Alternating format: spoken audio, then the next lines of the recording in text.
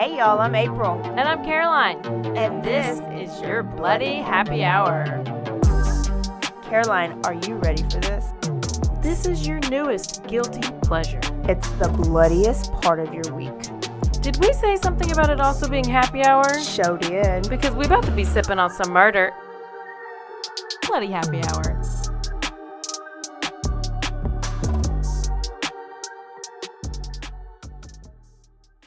Hey y'all, this is April. And this is Caroline. And what is this podcast called? This is your Bloody Happy Hour, the Quickie edition, where we just, do quickie things. Talk about what's in the news. What's in the news? What's happening? We got P. Diddy, we got Garth Brooks, we got the Menendez brothers, we got all the things. I don't know. I finally finished the Menendez brothers. Well, I didn't. And there's 9 episodes, not 5. It's Correction Corner over here. Oh, Correction Corner. And it was so good. I know. And the best part was, did you know that one of them was in a cell next to O.J. Simpson? So the whole O.J. Simpson part was part of this. Last couple of episodes. And that Shapiro had were the Menendez's lawyers first. I think they fired him and then hired this woman that nobody liked. So it's basically like they did not get off because everybody hated this lawyer. And then they had they got a hung jury on the first try. Yeah. And then it was the men against the women. So all the women were like, what if this is my son? But all the men were like, hell no. I mean, they did it. The second time was just a horrible trial. Yeah, wasn't there like a letter that the freaking one of the brothers Lyle sent a letter to his cousin a few months before it all like 9 months before it happened? Well, that's what I was listening to some defense attorneys talk about it with Megyn Kelly. But I thought that letter was basically saying how his dad's doing all that stuff to him. Yeah. Like the abuse. And I think he was able to testify in the first trial, but maybe not the second. Well, Lyle agreed to help a lady write a book about... Never write a book. The books never work. And he's such a narcissist that he was blowing it all up and just... You saw like his... lack of empathy about it, so he hung them on this book because she recorded every conversation. She acted like she was in love with them, so he was just like flattering her, and it ended up she was recording it, and this book came out that basically made them look like they were spoiled little rich kids that wanted money, and they didn't even care about hearing the abuse anymore. I still don't know what to believe. But it sounds like they might get. Yeah, I don't know if they'll get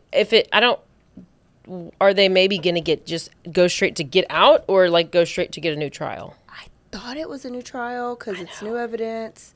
Because they got life without the possibility of parole, so something has to change and overturn for you to be able to get out, unless you're Kenneth McDuff and there's a whole system change. But you got to be in Texas for that to happen. And also, Unsolved Mysteries has come out with another, I think it's like Volume 5 or Volume 4. So there's a whole new season of the Unsolved Mysteries. So we usually find some good episodes from that. Oh, that's true, even though those are the worst. Yeah. But it's fine. Yeah. Okay, so... Quickie for today. We're going to start off in Waco. And we got a trial coming up here in Waco. So it goes back to December 29th, 2022, when a 59-year-old male named Richard Wilcox was reported missing. And police kind of investigated, and they even went to the gym that he frequented here. Mm-hmm. And the people at the gym were like, he has not been here in like 10 days, and that's unlike him. And this was holiday time where people do work out less, but they were like, still, he does not miss this many days in a row. So people knew something was wrong. Well, on January 6th, his body was found on Baylor's campus in a creek bed, I think wrapped in sheets, wrapped up in bedding. Mm-hmm. Okay. We're going to find out. Yes. And a homeless person had turned in his cell phone. So some homeless person found it and turned it in, Oh my gosh. which is good. Police visited Wilcox's home, and when they got there, they saw that there were 3 youngins living there. A 17-year-old named Heaven Hamilton. She should have chosen another name. 18-year-old James Keelan Willis, and 19-year-old Brandon Xavier Stevens. 17, 18, and 19, living with this 59-year-old man. No, they're not related to this person? They are not related. So Heaven is a black girl. One of the boys is black and one of the boys is white. So this seems like just 3 teenagers that know each other, but why are they living with this guy? So they all live in this house with him. This house is on Garrett Street in Waco. And they actually gave police permission to search the house. They were like, sure, yeah, he lives here. Yeah. We didn't know he's missing. What's wondering what was going on. So when police were searching the house, they realized that Wilcox's bed was missing one thing. It was just a mattress. It was missing some sheets and some bedding. And so maybe went to the laundromat that day. Yeah, he's just trying to wash the sheets, you know. So there was also broken glass on the floor, and when they searched Wilcox's car, there was blood stains in the trunk of Wilcox's car, so his own car, the guy that was missing, blood stains in his car. They found potential evidence such as tools, knife, cleaning products, packing tools, and they also agreed to have the police talk to him. So they went down the station, the police talked to him. They did not ask for a lawyer. And all 3 kids admitted to being present and taking active roles in the shooting death of Stanley Wilcox. So he was shot after there was a confrontation. So they all semi-confessed. The girl said that she knew about it. She just didn't report it, but she knew. And this guy had been missing for 10 days, and it was all over the news. So I remember seeing him missing, and then I remember I worked out at Baylor that day, or just ran around at Baylor that day, and then like the next day they found his body like right there where we were, because it's kind of by, I think it was by found it where the bear were, that little creek that's right there, kind of by Common Ground. Yes, that's what it looked like in the picture. This is 2022, December. Oh, okay. Or January 2023, so it's just a year ago. So, their quote was, "We put him out of his misery." Okay, maybe he was, Not sick. Oh. He goes to gym daily, and he looked like he was in really good shape. So, there's a lot of questions out there. The questions is, what were they doing with him? Were there drugs involved? Which people in the gym obviously can do drugs, but he didn't look like a meth addict, so it couldn't have been too hardcore of drugs. Is there something sexual going on? Like, why would you have these little kids? Why are you 59 with these little kids? Or was he just a nice guy that was helping out these kids and they took advantage of him? We have no idea. The story is not out. It may be out in the streets, but I hadn't seen any articles that reported it. But the trial is this week, and it's supposed to last about 6 days. So they're picking juries and everything. I wish I had jury duty. I wish I could just. But guess what? Say, we can go. We can go to the trial. And we probably will. So something local. We'll keep up with you guys. Also in Waco, Kenneth McDuff was trending for a little bit. What? You sent it to me. I did? Okay. Go me. A bunch of people sent it to me. So Kenneth McDuff was trending again. I think I might have saw it and I just sent it without looking at it. So have you ever heard of the Cossacks Motorcycle Club? Yes. Okay. Oh my God, I just talked about that yesterday with somebody. Okay. Yes. So I had never heard of the Cossacks Motorcycle Club until like 3 weeks ago. They were not the Twin Peaks? The Banditos? And the... Well, I've only heard of the Hell's Angels, and I think they were, but I just never heard the name. I always heard Hell's Angels, Banditos. I never heard of the Cossacks, whatever it is, because I would have remembered that. Absolutely. So, very, very dangerous MC. Like, very dangerous. They're like the Son of Anarchy times 10. The best.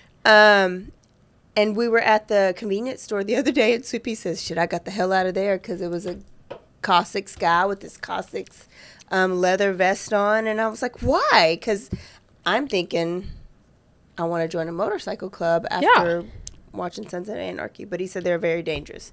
Well, so a member of the gang, his name is Romy Franciscu. I have no idea. I butchered it. Was charged with double capital murder after shooting 38-year-old Michael Morris and 18-year-old son Braxton Johnson. So Michael's the daddy, Braxton's the son. Romy was the motorcycle club Cossacks member that allegedly shot and killed both of them. This is right down the road in the Bruce Filletti Moody area. So allegedly there's been an ongoing feud with them. And Michael decided to drive by Romy's house, and he flipped him off like you do when you're young. Yeah. And Romy didn't like it, so Romy got on his bike, and he chased him down on his bike and went to his house and was like, "Leave me the hell alone." This is Romy's story because Michael can't tell his story. And Romy said that Michael hopped on his bike and chased him down and wanted to fight. So they're in the middle of this ranch road in the Moody area, and they started to fight. Well, I guess it wasn't a fair fight because allegedly Michael pulled out a knife and was beating him in the head. Didn't stab him anywhere, but was beating him in the head. And then another truck pulled up with two other people that got out. So Romy is thinking he's going to get triple teamed. And they try to run over. Romy tries to get on his bike. They run over him and his bike. So he can't run away. So they run and hide behind a tree. And he pulls out his gun and he says he's on the ground and they're coming after him, and he shoots 2 out of the 3 of them. And that's why they die. Then he calls his girlfriend, his wife, to come pick him up. And he gets in the car and leaves. But he also calls 911 and says, "Come get them. I'm gone." And he leaves the scene. So he was arrested for double capital murder. And his wife has now since been arrested because also for capital murder. So there has to be more to the story, or she just helped him get away with it because she picked him up from the crime scene. But that would just be accessory, right? It said capital murder. Okay. I didn't see. I know. So, and maybe they're going to dumb it down to accessory, but she's been arrested. But the whole point of this is Michael is the son of Melissa Ann Northrup, who was McDuff's 8th or 9th victim. He worked at the convenience store with her and ended up kidnapping her, killing her, and raping her, killing her, and dumped her body in a gravel pit in Dallas. So they found her body later on. She had a son at that time. Son was Michael. Her parents ended up raising Michael, and Michael had his own son, which was Braxton. So imagine 3 generations been violent crimes. 3 generations. That is like a family curse. That is a family curse. Because that's the most random, especially for her, just being a random, victim. Yeah, the other ones were like prostitutes. She was was working. She was a convenience store clerk. He knew her. He worked there for 5 seconds. They just had to throw Kenneth McDuff out there on their little... Yeah, so that got attention. Reported, and then of course people were pissed. Was like, this is too soon to be bringing up all the other tragedies that family has to deal with.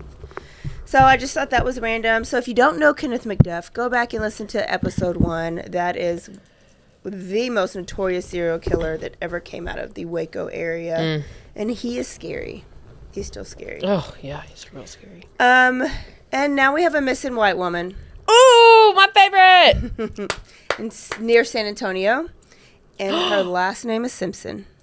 Wait, is this the one that I sent you? Yes. Yes. That's blowing up. Yes. Okay, tell me about it because I didn't read it because I knew you were going to tell me about it. So she's been missing since October 7th. And police have been looking for her. She's a mother of 4 and she's a beloved realtor.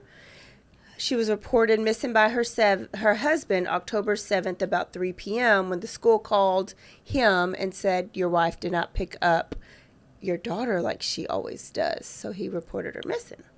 Now, about 24 hours after she was reported missing, police find out that there was actually a domestic altercation between Mr. Simpson and Miss Simpson. Sound familiar? Mm-hmm.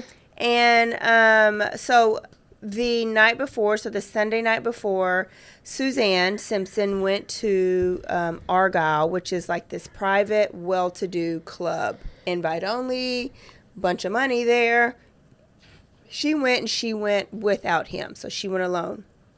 She wasn't there long because she got back home to their home about 9 p.m. Mm-hmm. We got a nosy neighbor, and I love some nosy neighbors. Oh, hell. Nosy neighbor told the police that the couple were having a physical altercation outside of their home, like kind of in the driveway.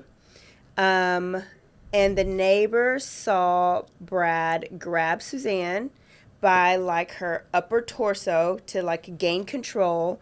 He said you could tell that Suzanne was attempting to get away, but he would not let her.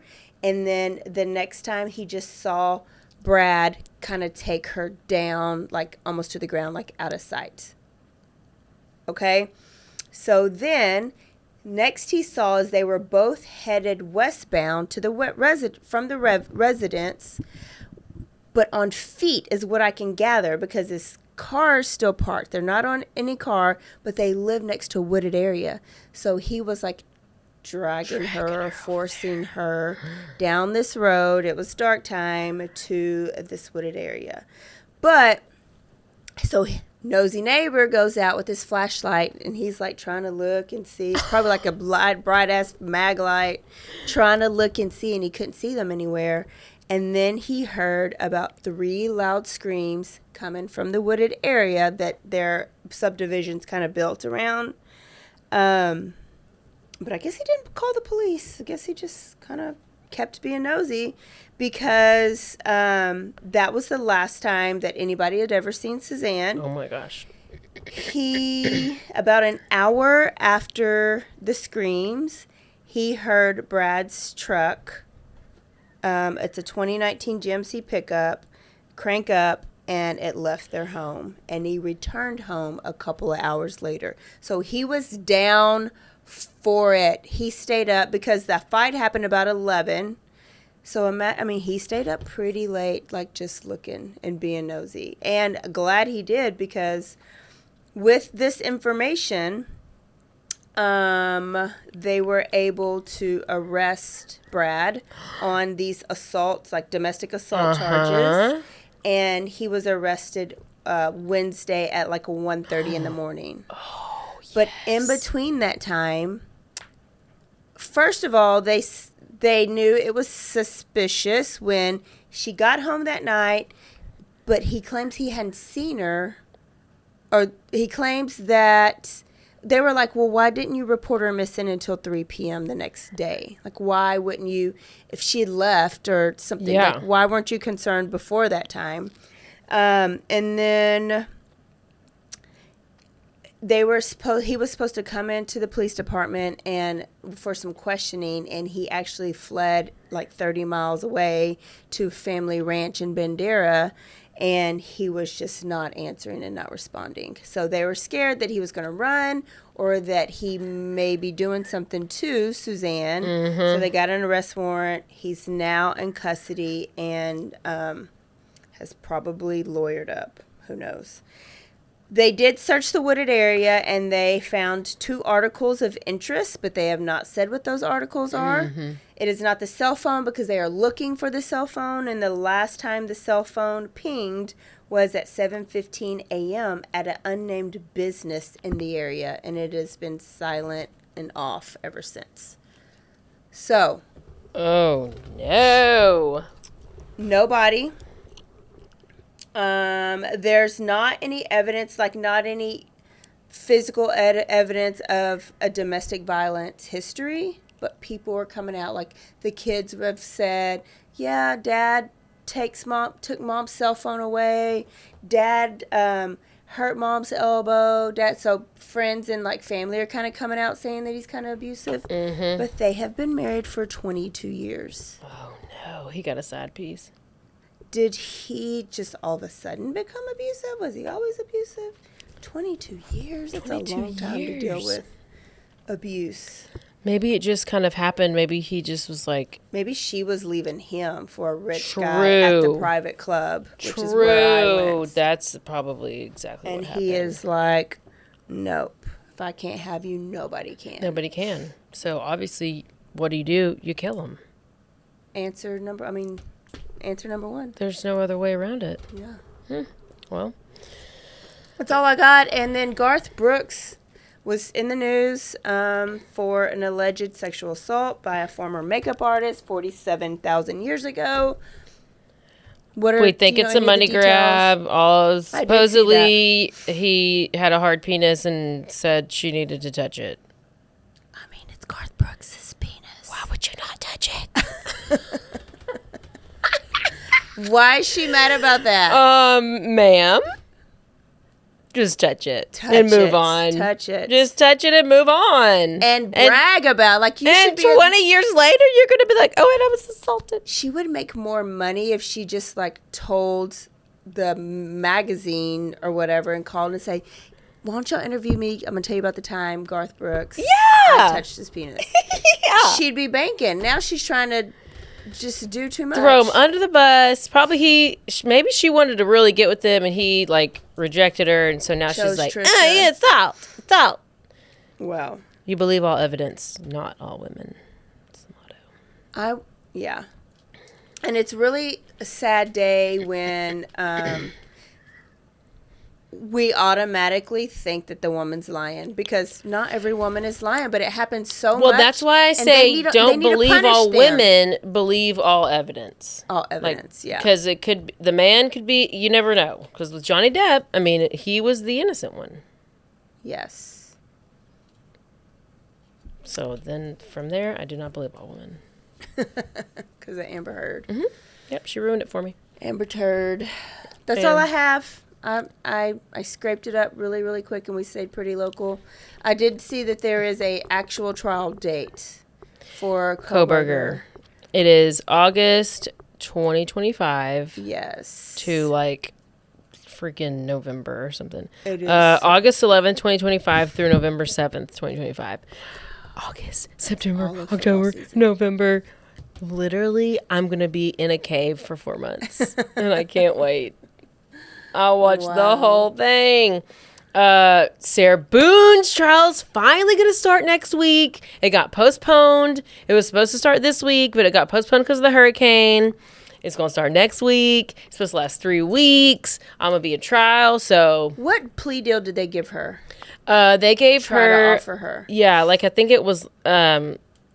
maybe like 15 years or something, and now she's up for 22 or something, and she just denied it and rejected it. But it's disastrous. She's already lying to her attorney because they did this like preliminary hearing thing or whatever, and the stuff that like her lawyer was asking her questions up on the stand, and she was like, it was almost like they were on 2 different pages. Like, whatever they had already talked about, he was asking her questions like, okay, well, this is what we talked about. So here's my question. He expects that he knows the answer.